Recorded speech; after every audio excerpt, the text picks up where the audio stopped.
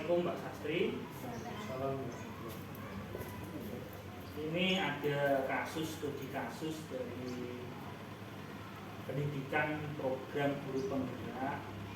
Pak Sastri saya minta untuk memberikan tanggapan atas studi kasus ini. Saya bacakan kasusnya nih Pak. Ibu Tati adalah guru kelas 5 yang merupakan rekan kerja Anda, yang mana sama-sama mengajar kelas 5 yang kelasnya paralel. Ruangan kelas Ibu Tati pun persis di sebelah ruangan kelas Anda. Ibu Tati terkenal sangat disiplin dan cenderung galak. Pada sisi lain, Ibu Tati juga pekerja keras dan murid-muridnya pun selalu mendapatkan nilai-nilai yang sangat baik.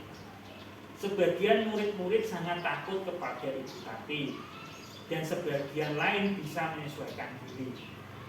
Kepala sekolah Anda dan orang tua murid juga sangat menghargai Ibu Tati.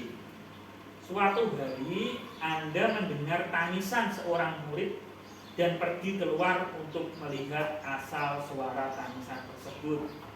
Anda melihat seorang murid perempuan kelas 5 sedang berlutut di atas bebatuan sekolah yang sangat panas hari itu, menghadap di depan pintu kelas Ibu Tati.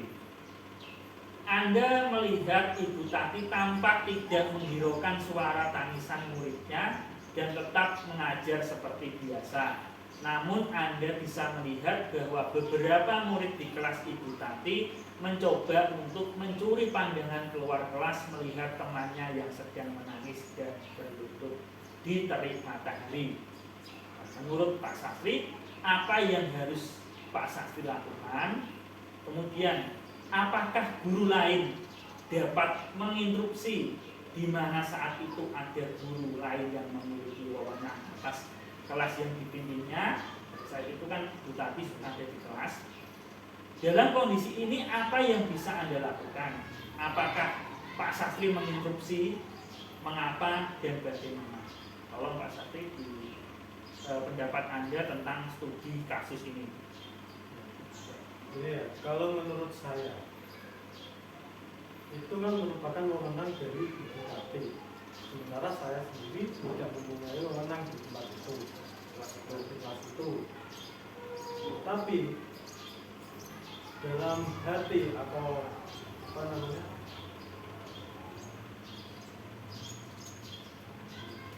simpati lah itu namanya, terhadap anak, empati itu terhadap anak itu sangat kuat, kasihan melihatnya. Tapi di sisi lain, yaitu tadi tidak punya wewenang untuk menginstruksi bahwasanya anak tersebut untuk pergi dari tempat itu, kembali ke kelas ataupun bagaimana. Nah, problemnya di situ. Kalau menurut saya, sebaiknya ya gimana ya, melaporkan kasus itu kepada kepala sekolah. Kalau saya ya, jadi ya, menurut saya juga itu perlu digali. Nah, kesalahan anak tersebut itu apa, kasusnya apa misalnya ya, sehingga mendapatkan apa namanya, hukuman atau sanksi seperti itu. Itu ya. Jadi Pak Sastri ini dilema antara kasihan, kemudian kalau mau menginstruksi juga bukan wewenang. Jadi Pak Sastri ini meminta bantuan atau melaporkan kepada kepala sekolah atas kasus tersebut. Ada tambahan lagi Pak? Kira-kira guru lain dapat menginstruksi atau tidak Pak? Kalau menurut saya juga guru lain sama kedudukannya ya, saya ya. Jadi tidak bisa kalau menurut saya. Soalnya itu wewenang kelas dari Tati tersebut Yang bisa menangani kepala sekolah seperti itu. Kalau menurut saya.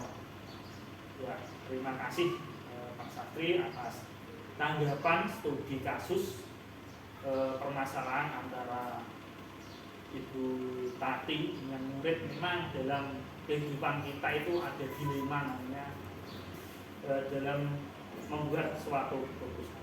Terima kasih atas tanggapan. Assalamualaikum warahmatullahi wabarakatuh. Saya akan memberikan pendapat mengenai tanggapan dari rekan kerja saya, Bapak Sastri dari SD Negeri Gebang, tentang kasus Ibu Tati dan muridnya. Menurut saya tanggapan dari teman saya Pak Sastri ini sudah sangat bagus. Pak Sastri ini menggunakan metode berpikir berbasis rasa peduli, karena Pak Sastri sangat peduli dengan anak dan kasihan, merasa empati kepada anak yang mendapat hukuman. Di sisi lain juga berbasis peraturan, karena di sekolah kita itu tidak dan menghukumnya tidak seperti itu, harus menggunakan budaya positif dengan cara restitusi. Kalau tambahan saya dari pendapat Pak Sastri, yaitu mengingatkan guru bahwasanya itu tindakan seperti itu tidak sesuai dengan peraturan yang ada di sekolah kita, karena sekolah kita harus menerapkan budaya positif, yaitu dengan melakukan restitusi jika ada permasalahan atau kesalahan siswa. Memang benar tadi Pak Sastri ingin menggali permasalahan apa yang dihadapi oleh siswa tersebut. Kemudian dalam mengambil keputusan, saya juga memperhatikan untuk pendapat itu, saya juga memperhatikan apakah itu kasihan pada anaknya, apakah sesuai dengan peraturannya, atau sesuai dengan atau berbasis dengan hasil akhir. Jadi ketiga pandangan atau cara berpikir tersebut dapat digunakan untuk mengatasi permasalahan dari masalah tadi, kasus Ibu Tati. Demikian yang dapat saya sampaikan. Wassalamualaikum warahmatullahi wabarakatuh.